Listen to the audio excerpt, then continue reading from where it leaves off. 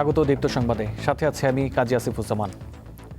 প্রধানমন্ত্রী তারেক রহমান বলেছেন, জুলাই গণ অভ্যুত্থানে মানুষ দল মত ভুলে রাস্তায় নেমে এসেছে, তাদের সকলকে সম্মান করতে হবে। জুলাই অভ্যুত্থান কোনো দল বা ব্যক্তির নয়, এটা দেশের সব মানুষের অর্জন। জুলাই আন্দোলনে নিহতদের স্মরণে শনিবার রাজধানীর চীন মৈত্রী সম্মেলন কেন্দ্রে জুলাই জাতীয় সম্মেলনে দেয়া বক্তৃতায় তিনি এসব কথা বলেন।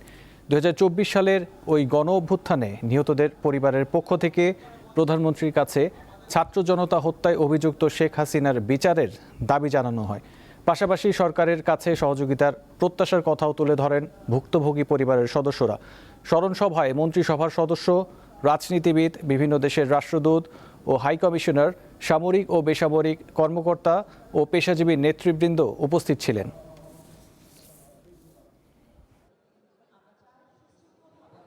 আমি সকল সময় বলে থাকি, 5ই আগস্ট যে অর্জন আমরা করেছি, এই অর্জন কোনো একক ব্যক্তি, কোনো একক রাজনৈতিক দলের অর্জন নয়, বরং এই অর্জন দল মত নির্বিশেষে বাংলাদেশের প্রত্যেকটি গণতন্ত্রকামী, প্রত্যেকটি শান্তিপ্রিয় মানুষের এটি অর্জন।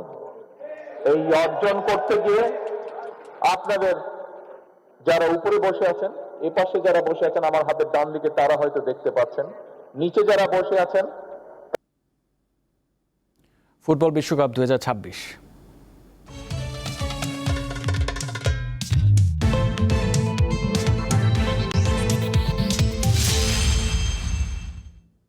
দারুণ এক ফুটবল রোমাঞ্চ ছড়ানো ম্যাচে কেপ ভার্দেকে 3-2 গোলে হারিয়ে বিশ্বকাপের শেষ 16-এ উঠেছে আর্জেন্টিনা।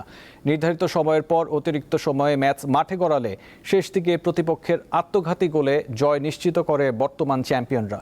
রাউন্ড অফ 16-এ আর্জেন্টিনার প্রতিপক্ষ মিশর। Messi's delivery is a good one and it's a কি ছিল না এই ম্যাচে, রীতিমতো টুইস্ট আর ক্লাইম্যাক্সের বর্ষা নিয়ে বসেছিল ম্যাচটি। আর্জেন্টিনা দুইবার লিড নিলেও সমতায় ফেরে কেপ ভার্দে। শেষ পর্যন্ত রূপকথা গল্প লেখা হলো না কেপ ভার্দের। ম্যাচ হারলেও দর্শকদের ভালোবাসা নিয়ে বিশ্বকাপ থেকে বিদায় নিতে হয় তাদের, আর স্বস্তির নিঃশ্বাস নেয় মেসি বাহিনী।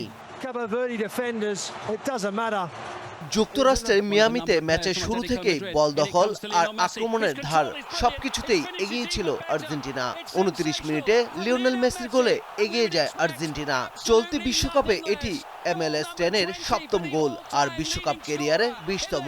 এ নিয়ে বিশ্বকাপের টানা 8ম ম্যাচে গোল করার কীর্তি গড়লেন আর্জেন্টাইন অধিনায়ক। বিরতির পর আক্রমণে সাহসী হয়ে ওঠে কেপ ভার্দে।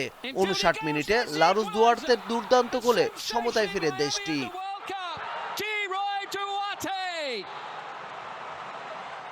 অতিরিক্ত সময়ের প্রথমার্ধে দ্বিতীয় মিনিটেই লিসান্দ্রো মার্তিনেজের দুর্দান্ত গোলে আবারও এগিয়ে যায় আর্জেন্টিনা।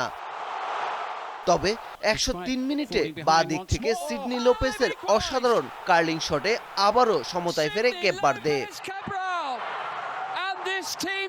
খেলা তখন টাই ব্রেকারের দিকেই এগুচ্ছিল।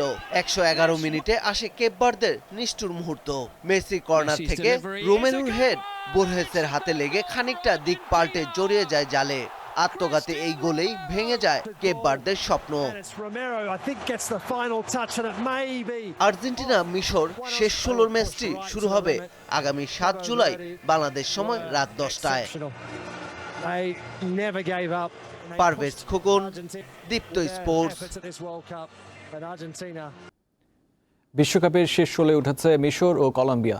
রাউন্ড অফ 32-র সবশেষ খেলায় সকালে কলম্বিয়া একমাত্র গোলে হারায় ঘানাকে।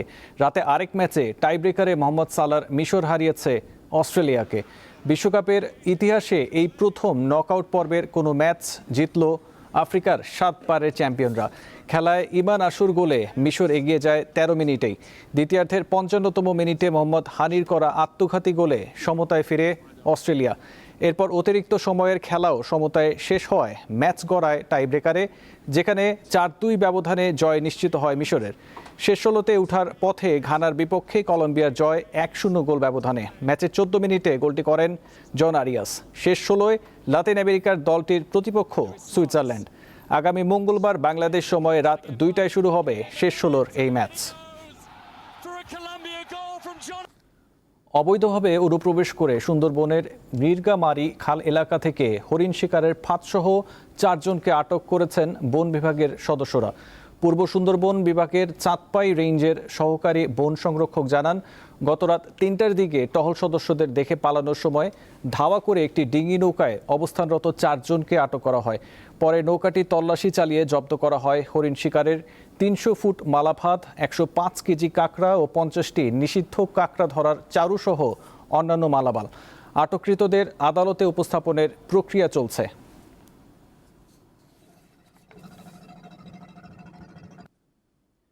প্রায় 50 বছর ধরে একচেটিয়া বাজার ধরে রাখার পর গাজীপুরে বর্তমানে বন্ধের পথে সাহেবদের গামছা নামে পরিচিত টাওয়াল বা তোয়ালের শিল্প।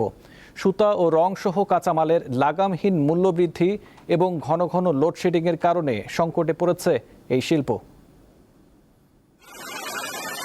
একসময় গাজীপুরের কালীগঞ্জ উপজেলার রাস্তা দিয়ে চলার সময় সারাক্ষণ কানে বাজত তাঁতের খটখট শব্দ, যে শব্দে নাকি ঘুমও ভেঙে যেত মানুষের। স্বাধীনতা পরবর্তী সময়ে উপজেলার প্রায় 10টি গ্রামের মানুষ এই শিল্পের মাধ্যমেই জীবিকা নির্বাহ করত। তবে এক সময়কার রমরমা এই তোয়ালে শিল্প গত 8-10 বছর ধরে চলছে ধুকে ধুকে। এর মূল কারণ বিশ্ববাজারে তুলার দাম বৃদ্ধি, পাইকারি বাজারে সুতার দাম বৃদ্ধি সহ সময়মতো কারিগর না পাওয়া। সুতার সমস্যা, রঙের সমস্যা, বিদেশি চাওয়ালের যে আমদানি, তারপর দেশি যে গার্মেন্টসের মালগুলো আছে এই মালগুলো ছয়লা পড়ে গেছে। আমরা এই ব্যবসা আজকে ক্ষতিগ্রস্ত, ব্যবসা নষ্ট হয়ে গেছে। সুতার দাম বেশি, সুতা আনতে গেলে খরচ বেশি। এই ব্যবসাটা নিয়ে আমরা খুব চিন্তিত।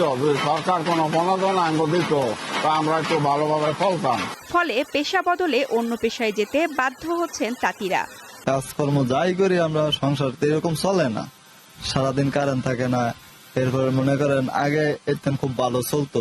আপনার তেলের সংকটে কারণে বিদ্যুৎ থাকে না, বুঝছেন না, তাই মালিকটা অনেক মালিক আপনার কারখানা চালিয়েছে। এই কুটির শিল্পকে টিকিয়ে রাখতে সহযোগিতার আশ্বাস দিয়েছেন গাজীপুরের জেলা প্রশাসক। যেখানে যেখানে আমাদের কাজ করার সুযোগ আছে আমরা সরকারকে জানাবো, এবং আমাদের পক্ষ থেকে তাৎক্ষণিকভাবে কোনো হেল্প, কোনো ধরনের সহায়তা, সুযোগ সুবিধা যদি থাকে সেটি আমরা প্রোভাইড করব। বিদেশি তোয়ালে আমদানি বন্ধ এবং তোয়ালে শিল্পের কাঁচামালের পর্যাপ্ত সরবরাহ নিশ্চিত করা সহ তাঁত মালিকদের প্রণোদনার ব্যবস্থা এবং সহজ শর্তে ঋণ দেওয়া গেলে এই শিল্পকে রক্ষা করা সম্ভব হবে বলে মনে করেন সংশ্লিষ্টরা। সঞ্জিদা স্নিগ্ধা, দীপ্ত, বার্তা কক্ষ। এবার আন্তর্জাতিক প্রসঙ্গ। ইরানের নিহত ও সাবেক সর্বোচ্চ নেতা আয়াতুল্লাহ আলী খামেনির অন্ত্যেষ্টিক্রিয়ার আনুষ্ঠানিকতা শুরু হয়েছে। স্থানীয় সময় শনিবার সকালে তেহরানে ইমাম খোমেনি মসজিদ কমপ্লেক্সে এ অনুষ্ঠান শুরু হয়। খামেনিকে বিদায় জানাতে বিপুল সংখ্যক মানুষের উপস্থিতির কারণে ফজরের আজানের সময়ই মসজিদ কমপ্লেক্সের দরজা খুলে দেওয়া হয়। এ সময় শ্রদ্ধা জানাতে আসা ইরানিদের হাতে ছিল দেশের পতাকা, বদ্ধ হাতের মুষ্টির প্রতীক, আয়াতুল্লাহ আলী খামেনি এবং বর্তমান সর্বোচ্চ নেতা মুস্তফা খামেনির ছবি। প্রয়াত নেতাকে বিদায় জানানোর পাশাপাশি বর্তমান নেতার প্রতি আনুগত্য প্রকাশ করেন ইরানের জনগণ।